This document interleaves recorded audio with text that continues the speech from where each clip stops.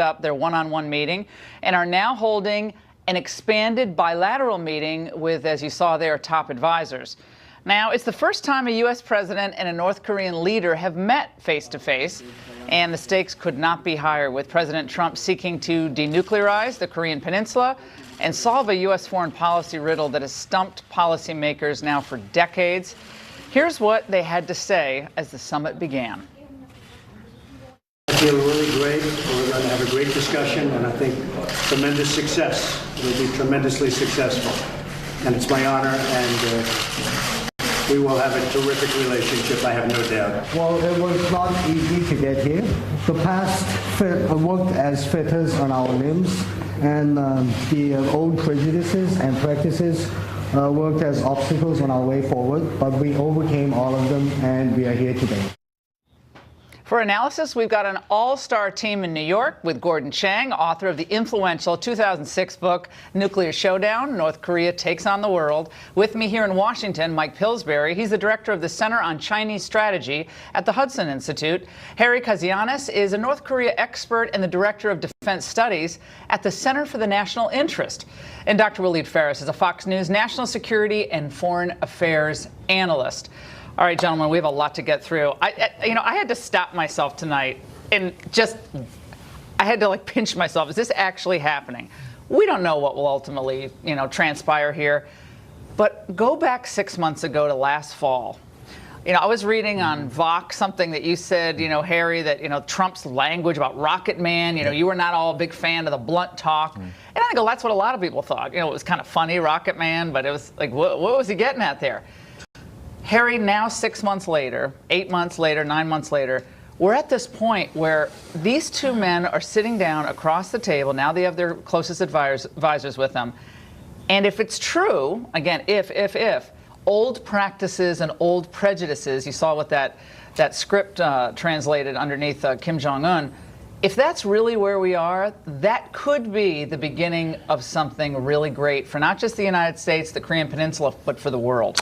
Laura, I'm very hopeful, but I think we have to be honest here. This is step one of a 1,000-step journey, maybe 10,000 steps. Look, where the United States and North Korea have come from is remarkable. Last year I was on Tucker and we were talking about nuclear war. So to go as far as we've come is amazing. The North Koreans aren't throwing rockets across Japan. They're not firing missiles potentially near Guam or threatening that. But they're not doing that because they just felt like not doing that. They're doing that because of Donald Trump. Yes. And he's been trashed all over these other networks tonight. Yes. And people have been saying, oh, well, they're seeing the American flag versus the Korean flag. This is terrible. It is disgusting, frankly, what we've seen from the other networks tonight. It is because he had vision, much like Ronald Reagan had vision at Reykjavik and before, that there is something possible that we can do here. It's going to take a lot of work, but it's the art of the possible. I think he disrupted the old order, and the old dinosaurs are freaking out. But it's more That's than what that. I think. I think it's actually more than that, Laura. He's willing to take risks. Right. That's the thing. He's willing to actually put in political capital this. A lot of other presidents and others wouldn't do that. Status Barack Obama quo. Wouldn't do that. That's why the American people voted for him. Mike Pillsbury, the status quo was acceptable for decades, with a few intermittent visits. Remember Madeleine Albright with that hat? She came down the gangplank with the hat, and she arrived in Pyongyang, and it was all going to be very exciting. But of course, it amounted to nothing. What is your take on just what you've seen so far tonight? Well, it's breathtaking. It is a bit of a cliffhanger. We don't know what's going to happen at the press conference at 4 a.m. our time. I'm going to stay up for it. This could be the president's re-election is now in the bag. It's, from my point of view, from what I know, this is a very sophisticated strategy that's been worked out for almost 18 months now. The mainstream media networks you referred to are trying to imply this is some kind of silly mistake or how did this all happen? And what we're actually seeing in these pictures is somebody coerced with military threats, exercises massive sanctions to come to Singapore, it's our idea that he come to Singapore, not his idea. So you're seeing President Trump be gracious now to somebody he knows he has to keep bringing along for the full dismantlement program, which could take another 2 or 3 years. But this kind of start, I just think, is fantastic. I don't know, frankly, how it could have gotten much better, given the enormity of the task ahead. Waleed. Enormity, absolutely. I think the pictures we saw now, the footage here, and the whole world is seeing them, is already 50% plus epsilon, which is about to go to the 51%. It is unthinkable that both sides would have been building all these files, traveling to Pyongyang, to Washington, D.C., without having a plan. Now what they're trying to do in the next 49-point epsilon is basically how to engage the world about it and what would be the plan. I am very confident that what they have agreed on is going to be announced. Now, of course, you were mentioning the criticism. The criticism is because mainstream media, which I call now opposition media, didn't understand what happened. That's good. It's opposition. You're right. Other countries, that's how they call them, basically. They didn't understand what was happening inside North Korea and how our administration understood and seized the moment. And as you have just said, by deploying the task forces, by talking to China, this is rational thinking. This has been going on. This is not a joke. No, this has been going on for months and months and months. Now let's go to Chief White House Correspondent for Fox, John Roberts, who's live on the scene in Singapore. All right, John, you've been watching this unfold there from your sources on the ground. What are you hearing? Well, we've been watching this unfold not just today, Laura, but over the last few weeks as well, and things seem to be going well. The body language is good off the top of this. Again, talking to White House officials ahead of this meeting, that one-on-one, that first kind of get to know you, let's shake hands and sit down and talk about where we are, where we've been, and where we might be headed is the most important aspect of today. The discussion that's going on right now with the expanded bilateral meeting that includes Secretary of State Mike Pompeo, Chief of Staff John Kelly, and John Bolton, who we know Kim Jong-un isn't particularly fond of, is going to focus on issues on how they get moving with the process going forward. But there's still an open question here, Laura, about how sincere Kim Jong-un is about really giving up his nuclear weapons. Don't forget, the formula for North Korea has been, well, let's see if we can goad the United States into giving us, some economic incentives. Let's see if we can goad them into giving us energy. Let's see if we can goad them into giving other things. Well, does Kim Jong-un want to do that in exchange for completely denuclearizing, or is he trying to get a deal where he gets something from the United States in exchange for a little piece of the nuclear program? But the president has said that he is not going to freeze in place the nuclear program. And that's what's happened before in negotiations between the United States and North Korea. The president says it's got to be rolled back. And they have gone so far as to say it has to be complete. It has to be irreversible. And it has to be verifiable. Those are three really, really big challenges when it comes to North Korea. So I don't even know if the president will be able to get a full read today on exactly what Kim's intentions are. But at the very least, we've got this historic moment where an American president is sitting down with a North Korean leader for the very first time. They do seem to be on the same page with some issues. And Mike Pompeo has said on a couple of occasions that in the two times that he's met with Kim Jong-un, Un has given him personal assurances that he wants to denuclearize. Why all of a sudden he wants to do that is anybody's guess. But we'll see going forward, Laura, whether or not the commitment to Mike Pompeo lasts with the president and whether it's a staunch enough and strong enough commitment that he will do the difficult work, and it's amazingly difficult work, to roll back and eliminate North Korea's nuclear program. You know, he has always seen this as the one way to keep his regime in place, the one way for his regime to survive. Now President Trump is offering him an alternative. We'll find out if he takes it. Laura? Thanks, John. And it's important for the U.S. to open a dialogue with North Korea, even if no deal is struck. So let's get some context on all of tonight's major developments from someone who has covered summits like these before, Fox News Sunday anchor Chris Wallace, who is also in Singapore. Chris, I don't know if you could hear John Roberts there, but he's basically saying the idea that we're going to see, Kim Jong-un come out and, okay, we're going to denuclearize, and it's, oh, it's all going to be great. That's kind of a pipe dream. However, he's never dealt with someone like President Trump before. This is a new ball game, a new president with a new set of priorities and a different way forward, which I think has rattled the old order. I think they're rattled by him, and they don't know what is going to happen next, but they're unsettled by it. Listen, I think that both the optimism and the caution are both warranted in this case. And good evening to you, where it's good morning here in Singapore, Laura. I mean, on the one hand, it is almost surreal to see these two men who just months ago were lobbing verbal ICBMs at each other, Little Rocket Man, the Goddard, standing together, shaking hands, meeting, a certain level of courtesy, diplomatic approach to each other. It is stunning, and you're quite right. It is a dramatic change of the order that we have seen, the diplomatic order that we have seen over the last 50 years, and that is not to be minimized in any way. It is a major accomplishment. On the other hand, I think it is well to keep in mind that Kim Jong-un has given up nothing at this point. He has not given up a single nuclear bomb. He's not given up a single ICBM. He's not given up any of his nuclear infrastructure. Yes, kind words. Yes, they're meeting. Yes, they're talking about process.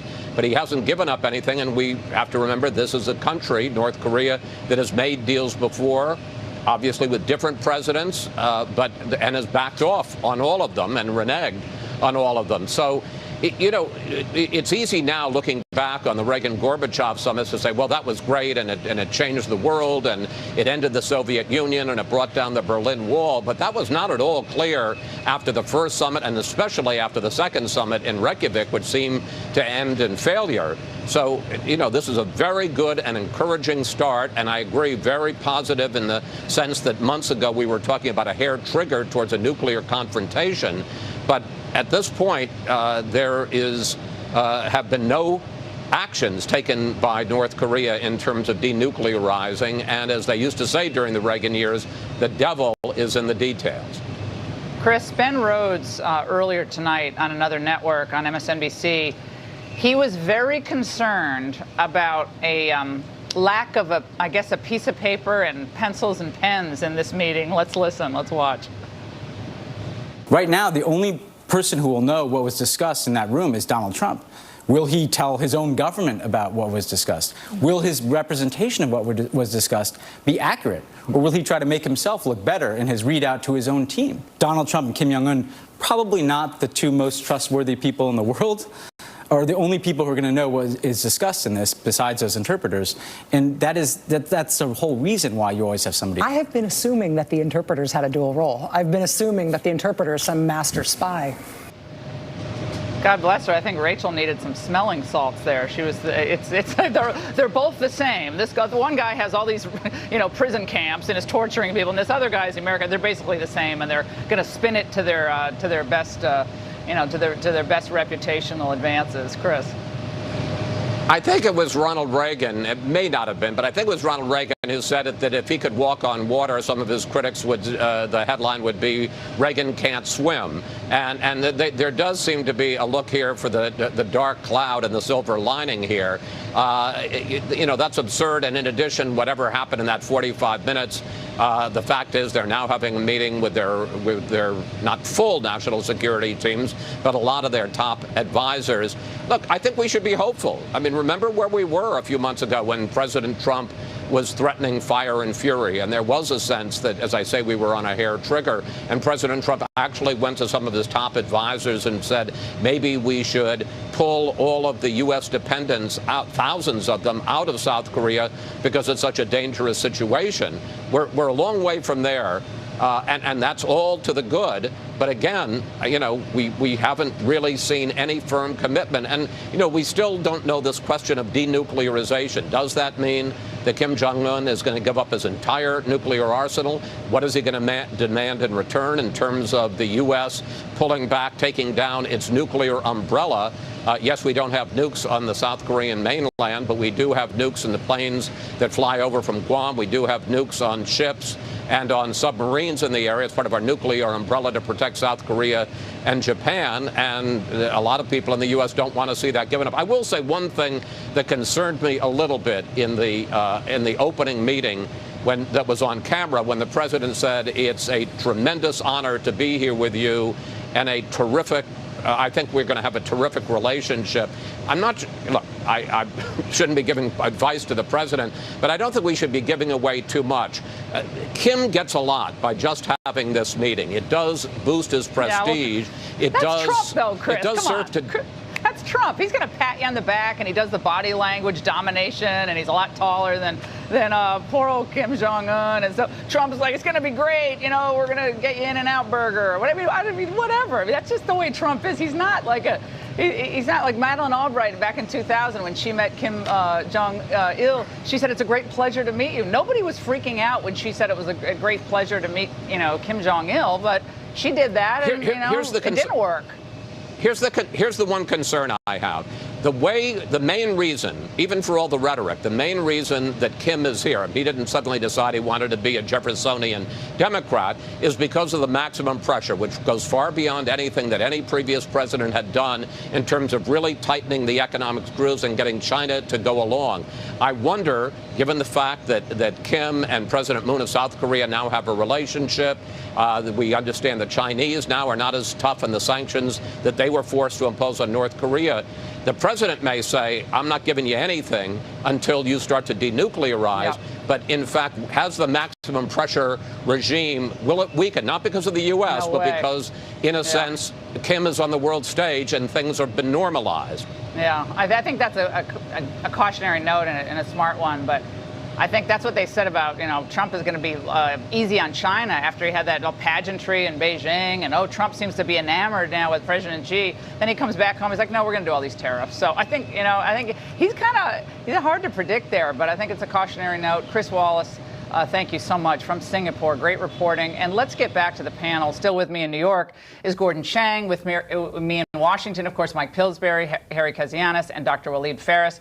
All right, Gordon, we have to get to you. We just brought up the issue of China, of course, and I think back to the Korean War. And by some estimates, China lost, I think it was 900,000 casualties in the Korean War. A lot of Chinese blood spilled in the Korean Peninsula.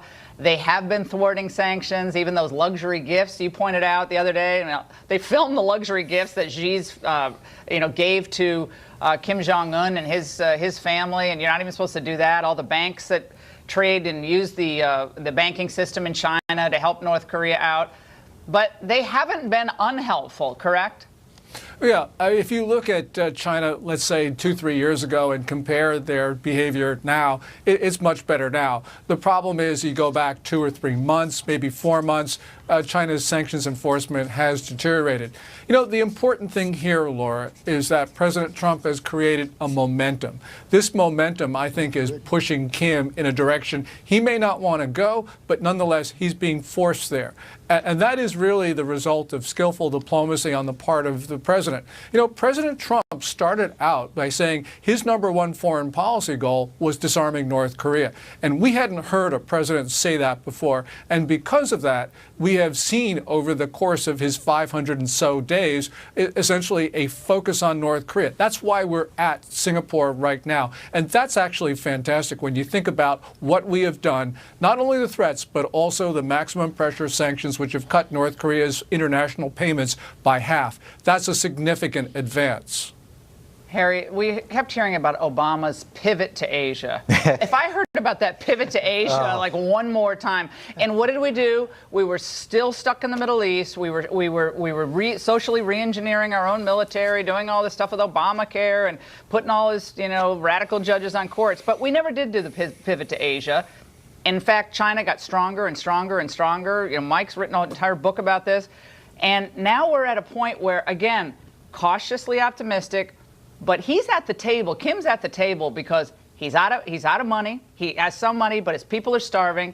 And he wants legitimacy. He wants legitimacy on the world stage. Who knows if he's gonna be able to denuclearize or even has the appetite for it. But he's going to do something. There's going to be a gradual denuclearization for gradual lifting of sanctions. Don't you think that's where this is going? I think, Laura, I'm going to be the Debbie Downer of the group here. That's I think right. Somebody's got to do it, so I'll be the guy.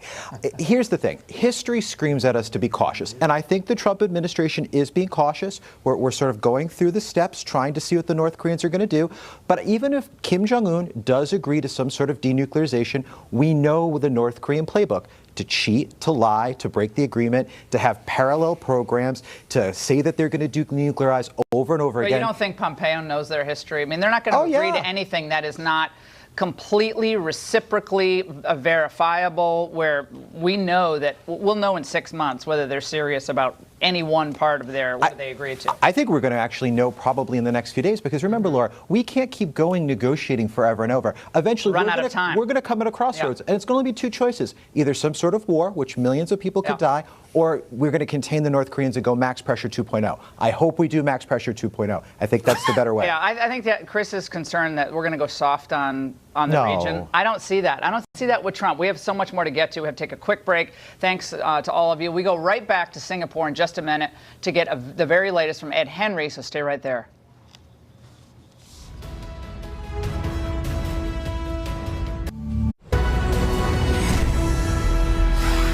History in the making. President Trump and the North Korean leader Kim Jong-un just wrapped up their historic summit at the top of the hour. And Trump is trying to succeed, let's face it, where so many presidents have failed, and put an end to the Hermit Kingdom's nuclear program. Let's get the very latest in Singapore from Chief National Correspondent Ed Henry. Ed. Laura, good to see you. You're right. Here on the ground in Singapore, one thing that top Trump officials have been talking about is the fact that previous administrations, Democrat and Republican, have tried the same thing over and over again, and it left us in this position where when Donald Trump took office, North Korea was closing in on the ability to miniaturize nuclear warheads that they could then attach to missiles and potentially reach the continental U.S. That is why these talks are so urgent. And one thing that Trump officials say they find frankly amusing is that when a top North Korean official was in the Oval Office about a week or so ago to hand deliver that letter from Kim Jong-un to President Trump, there were stories in the Washington Post and elsewhere with former Clinton officials questioning why they had done such a photo op, that this was a big propaganda coup for Kim Jong-un and his regime. And top Trump officials will say in private, look, they tried it that way. They said, oh, we can't do photo ops. We can't actually do direct meetings. We can't continue pressing sanctions at the same time. And none of their previous ways actually worked. And what's fascinating is now they are at the negotiating table, at least a long way to go, as has been noted by your panel. But beyond that, I can tell you something new that Secretary of State Mike Pompeo told us a short time ago before these talks commenced, which is that they are not, inside the Trump administration, going to pull back on the crippling sanctions that have put Kim Jong-un in a corner, pushed him to the point of potentially going broke. They're not pulling back on those sanctions until they have a path to denuclearization from Kim Jong-un in these negotiations. Now, he may never offer that. We have to see where it goes. But they're insisting they're going to take a tough line there. And in fact, I can tell you, Mike Pompeo added that if Kim Jong-un does not take this opportunity, they may increase U.S. sanctions against North Korea, which have already been crippling. And so the bottom line is you put that together with what President Trump was saying before this summit, that this is a once-in-a-lifetime opportunity for North Korea. And if they don't take it, that opportunity will never be there again. That raises the stakes big time, Laura. All right, Ed, thanks so much. And America has a stunning, breathtaking history of diplomatic failure when it comes to curbing North Korea's nuclear and missile programs. Since 1985, U.S. administrations have tried embargoes, they've done sanctions, threats, treaties, and appeasement. But no combination of sticks and carrots has ever worked. So why could it be different this time? Let's go back to our panel here in Washington to discuss that. Mike Pillsbury, Harry Kazianis, Dr. Waleed Ferris. Mike, you want to address a point as a former government official, how things really go behind closed doors and how we talk about them as members of the media. We want to be very careful. I want you to touch on that. But I want you to touch on the one and done point that Trump made. He basically said, you got one shot at this, young man, and this is it. Is that just bluster, or is that really, do you think, the way he feels here? I think it's in the context of the military exercises, the military threats last year, the extreme sanctions, perhaps some other things that have been going on we don't know about yet. There's a kind of intimidation of Chairman Kim. He's only 34 years old. He's now very poised. He's calm. He's sort of touching President Trump's arm the way President Trump touched his arm. So on the surface, there is this kind of mild camaraderie. But as a government official, I look at this in terms of the media outside, Chris Wallace and the others. They have no idea what is going on in that room. For all we know, none of us do. It's close to a walkout. and back to the tables and even military threats, or it's the opposite, that they've got a schedule for dismantlement. They've got some specific things that they've been talking about. First, you stop the plutonium reprocessing. Then you do this with the underground uranium enrichment facility. In the case of both Nixon and Mao, and later on with Gorbachev and at Reykjavik, the documents were kept secret for 30 years. Scholars only found out, this is what the deal was. Maybe 30 Trump's years not later. Such a fool after all of these smart people it's thought. a lot of premature commentary going out on a limb. Some of these journalists who think they know what's going on, they really don't. So I have a hunch that we're going to learn more at the press conference, but only as we begin to see when will be the first dismantlement, or the first, and there have been 2 small steps already. The blowing up of the tunnels with the press nearby. It wasn't a hoax. It may not have been much. Maybe the mountain was tired. It was already kind of collapsed before. The other thing is this strange story recently about the missile testing facility being disabled. So it's not right to say nothing's been done by North Korea at this point. That's not true. Waleed, I want to touch on what Bill Richardson and then a Christian preacher who was actually held, Kenneth Bae, was held in North Korea. We have the preacher. We're going to listen to the preacher. So Kenneth Bae brought up the issue of human rights. Let's watch.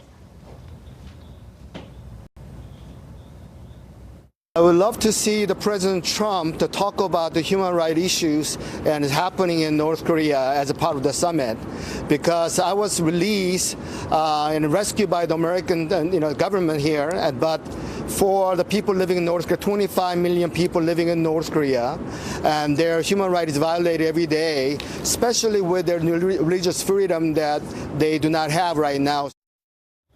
Waleed, the camps, 8 prison camps, devastating types of torture reported. Is it going to be mentioned in the press conference, do you think? We're all guessing here, but I think it should be. How much emphasis will be put on it and to get in the way of world peace? I'm not sure. Let me say that our concern as Americans for human rights in North Korea is not going away.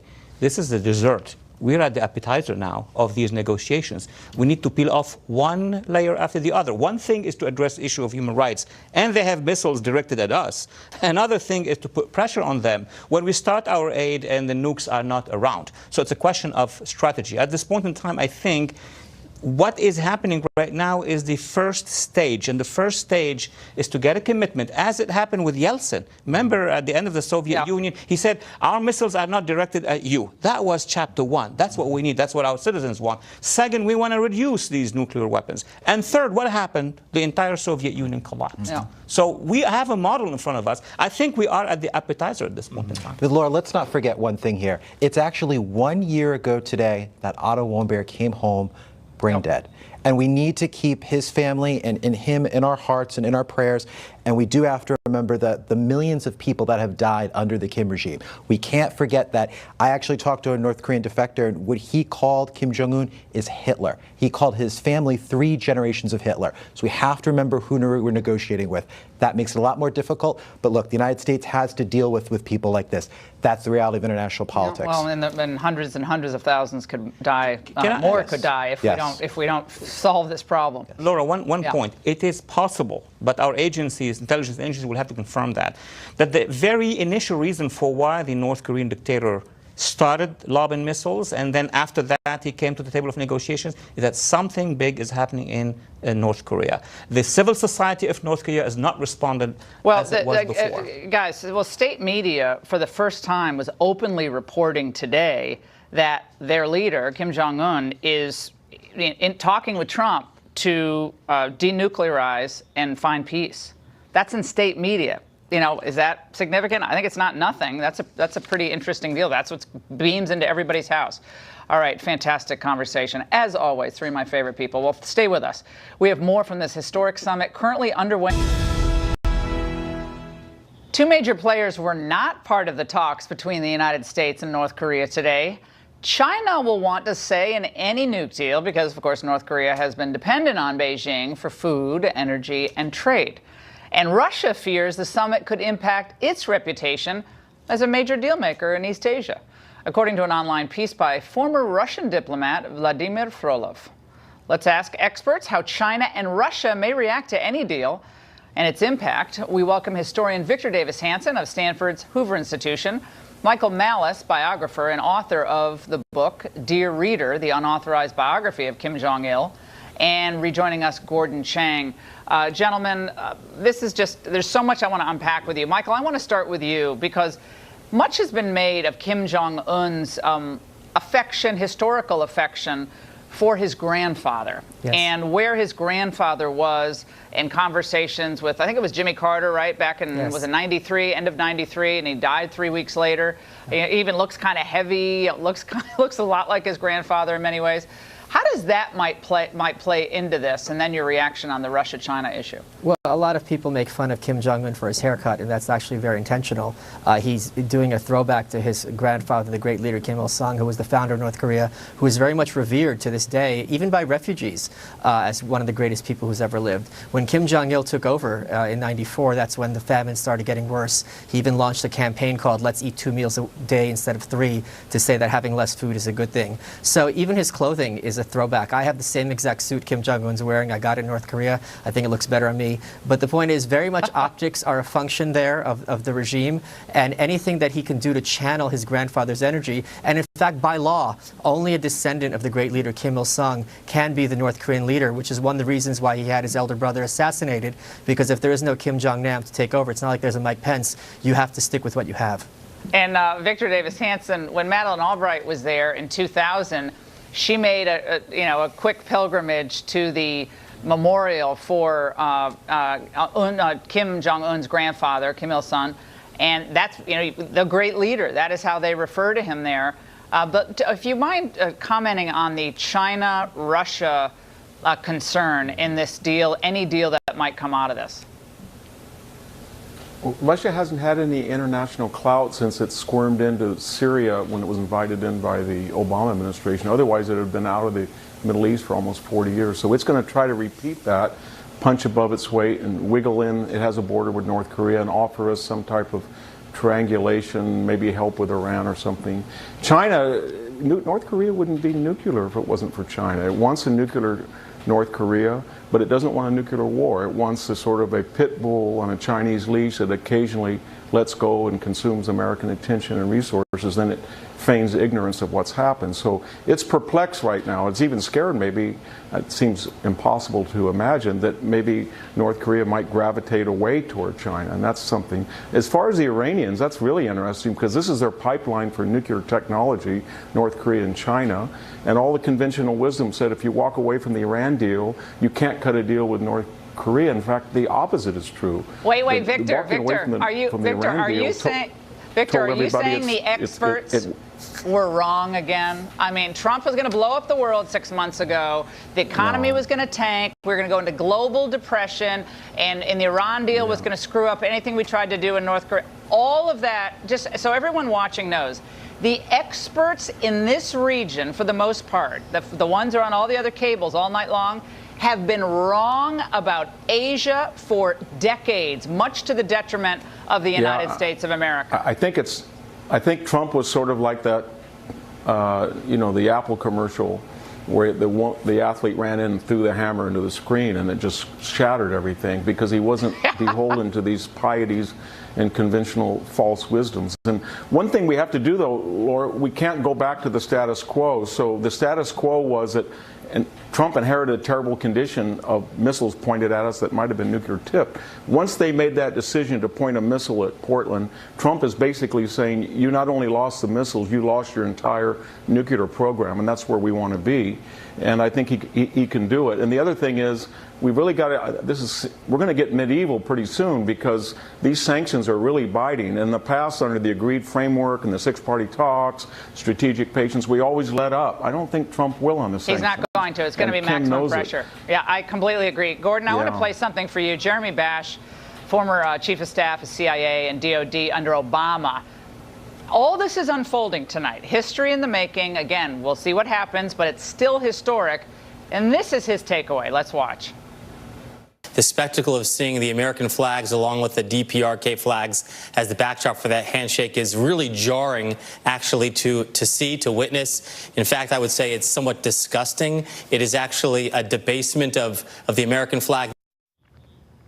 It's a debasement of the American flag because we've never had conversations, diplomatic or otherwise, Gordon, with regimes or countries who have had human rights violations and even threatened us. Never happened before. I cannot believe this man was a chief of staff for a major U.S. Federal department. Stunning. Your reaction? Yeah. Not only have we had conversations with countries like these, we've given state visits to their leaders. We've had Chinese state visits. And so, clearly we've got to talk to North Korea. It's much better than the alternative.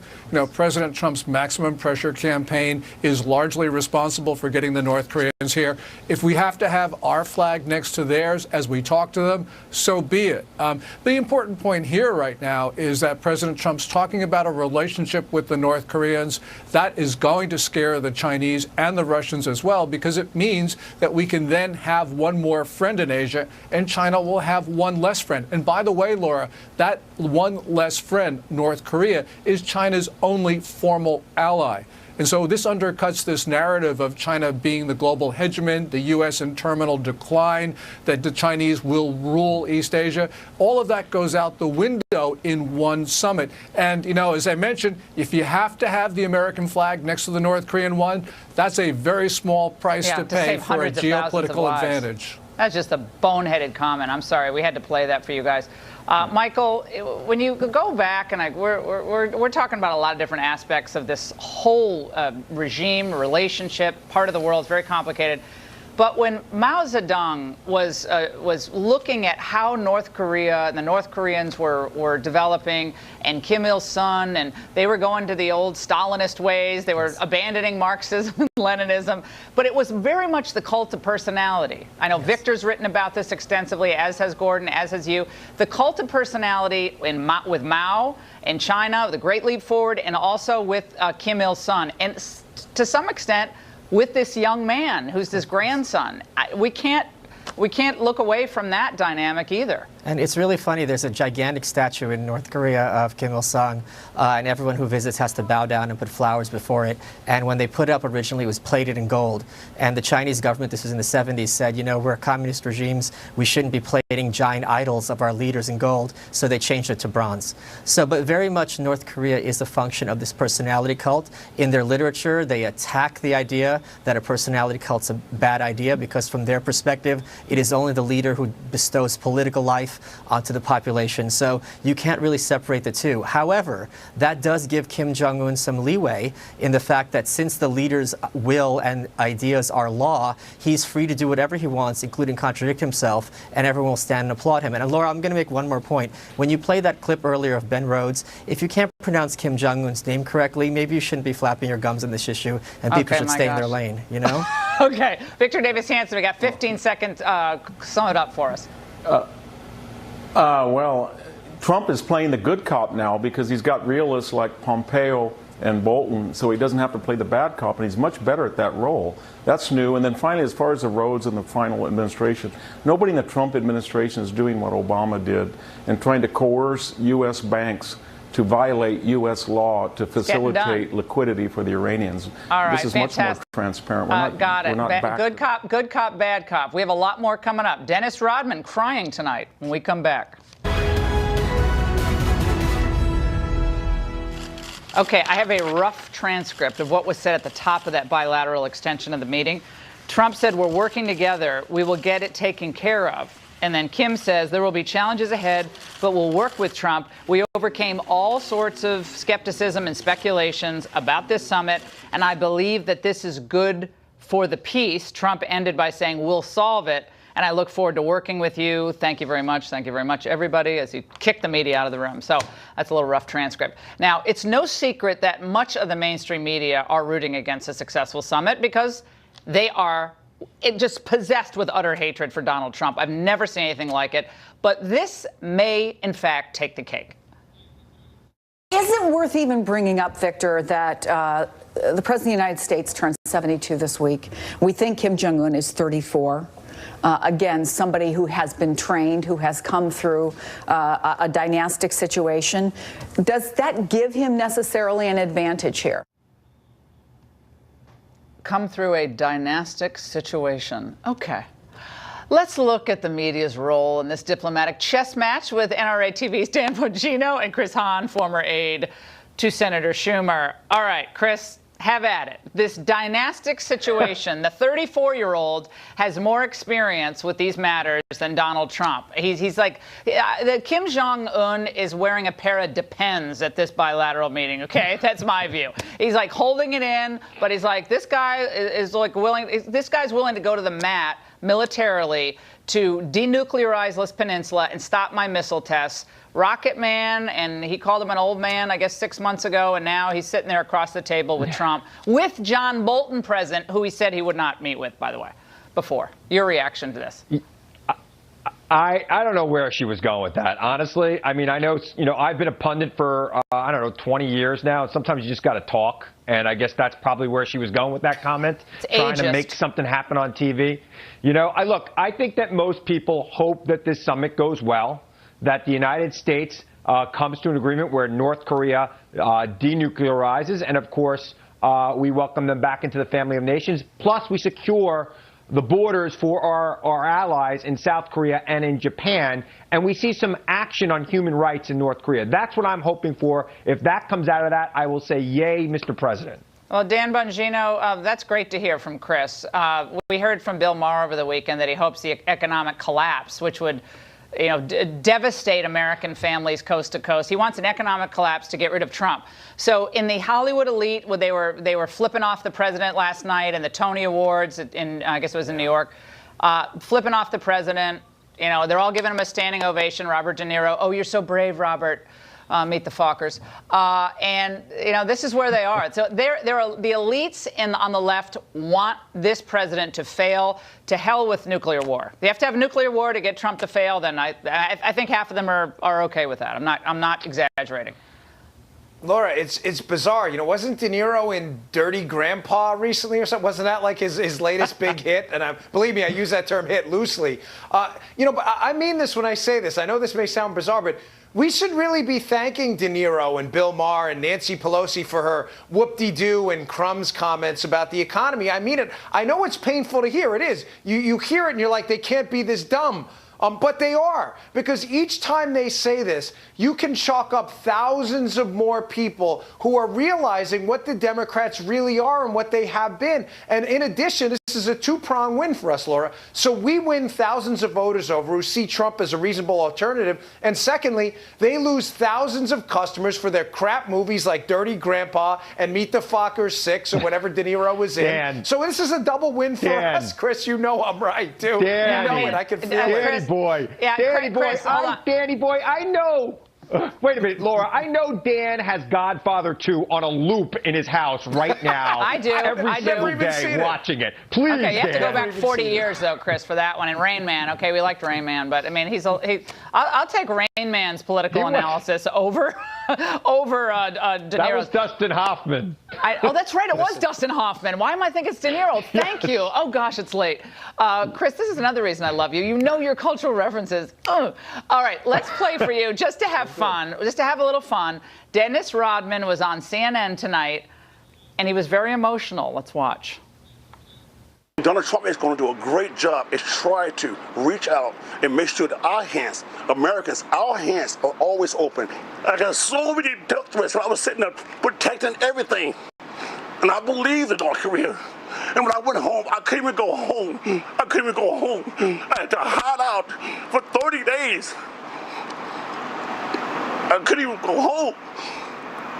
But I kept my head up high, brother. Today is a great day for everybody. Singapore, Tokyo, China, everything. It's a great day. Now, if he doesn't work for the CIA and isn't under deep cover, he should be. Chris. I don't know what he's talking about hiding. There was a special about his trip to North Korea on TV, and he called into Howard Stern like the next day he got back. He's clearly emotional because people have been very critical of his trip there. Yeah. And maybe he'll get some vindication, and he'll be seen as somebody who started the process to opening them up. I'm just trying to. He's just another character in this new world order under Trump, Dan Bongino. You know, Laura, this is we do live in the stupidest of times sometimes. I mean, Dennis Rodman's on CNN as some kind of subject matter expert on this. I mean, listen, I watched him with the Bulls and with the Lakers. He was a great offensive and defensive rebounder. He was great. His resume on international nuclear disarmament talks, though, I'm reasonably confident, Laura, is quite thin. I'm not sure CNN should have reserved you know what, time, though? but I'm... He is one of the few Americans who's actually sat down with him. So, it is true. He's been there. There aren't a lot of Americans who's actually been there and sat with the guy. This guy has actually done that. In addition to being one of the greatest rebounders of all time, he has done that. So. If there's an A to Z list of celebrities, all right, I'm like a Y. Dennis Rodman is like maybe a Y+1. I mean, he's like right above Dan Bongino. That's not saying much. I'm sorry. Dan, you and I are Ys. He's at least a C. I mean, I'd rather have Dennis Rodman over there than like Ben Affleck or something. Come on, I think he's at least. I think Chris is right. He's been there. I mean. He has a personal relationship with Kim. Laura, I mean, you saw that. I mean, that was an intervention on camera right there. That was painful. What was that? Yeah. I agree. I have no idea. What was it? I What was the sunglasses? Jet lagged. Guys, It's a long what's going on with the Singapore. sunglasses? Yeah. I don't understand the sunglasses. I don't get that. Listen, Hannity just did the whole show jet lagged live on TV. That's no excuse. I'm sorry, he did a whole hour. No, I'm not buying that jet lag excuse at all. Yeah. You know what? Hannity has not spent as much time in the paint as Dennis Rodman has. All right, guys, so enough. We're Rodmaned out. We're Rodmaned out. I'm calling foul on our entire conversation on Rodman. I think Dan is right. All right, guys, thanks so much. So let's go back to Chief White House Correspondent John Roberts in Singapore for the very latest on what he's hearing about the upcoming working lunch between Donald Trump and Kim Jong-un. I want to know what's on the menu. I'm getting hungry. We're talking about appetizers earlier here, John, and foodstuffs and In-N-Out burgers. I mean, come on, give it some flavor here. Well, one thing I can tell you, I don't know what's on the menu, but there's very good food here in Singapore. Hey, one quick update. Larry Kudlow, the chief economic advisor, White House put out a statement. He suffered a mild heart attack earlier today. He's in good condition, and according to his doctors, will make a full and speedy recovery. The most important thing on the table right now, and this is the big unknown for the U.S. delegation, and the one that they are most concerned about, and that is Kim Jong-un sincere about wanting to give up his nuclear weapons program? The Secretary of State, Mike Pompeo, was twice told in person by Kim that he is sincere about it. I asked the president about it on the South Lawn of the White House and again at a press conference in the Rose Garden. Do you think Kim is sincere? The president said he believes he is. But giving up the nuclear weapons would really go against everything that North Korea has been doing for the last few decades. But the president believes, at least in the surface, that Kim Jong-un is willing to do that. But just in case, the president has reminded all the way along here that there are sanctions that are going to remain in place for North Korea, and there is another package of sanctions that is ready to go if North Korea decides to bail out of these talks. And we heard the president talk about it when he was in La Malbaie, Quebec, saying that this is the one shot that Kim Jong-un has got to do this. This is an opportunity that is not going to come around again. And then the unspoken part of that is it's not going to work out well for Kim if he doesn't come to the table here and deal with the United States and continues to pursue his nuclear program, because this president has made it very clear, Laura, that he is not going to tolerate a North Korea that has a nuclear weapon that can be mounted on an intercontinental ballistic missile and fired at virtually any city in the United States. We'll hear a lot more about this when the president has a press conference this afternoon at 4. That is going to be one of the more fascinating press conferences that I have ever been to. We'll bring it to you. Oh, my goodness. Lucky you, John. Thanks so much. And we're going to be right back with some final thoughts on this historic day and night. Stay there. Okay, you want to lock this here on Fox News because there's going to be this amazing press conference happening. I think it's 4 a.m. Eastern time. Okay, you can get up for it. It's going to be incredible, historic. Got to wake up for this kind of stuff. So the two of them will stand side by side. The question is whether they will leave representatives behind even when the president is wheels up. Coming back to the United States. No one else could have pulled this off. So far, cautiously so good. We pass the baton now to Shannon Bream and the fantastic Fox News at Night team for continuing coverage of the Singapore summit. Shannon. All right, we're going to have some Red Bulls, Laura, because we're going to make it 2 hours tonight. Thank you very much for the handoff.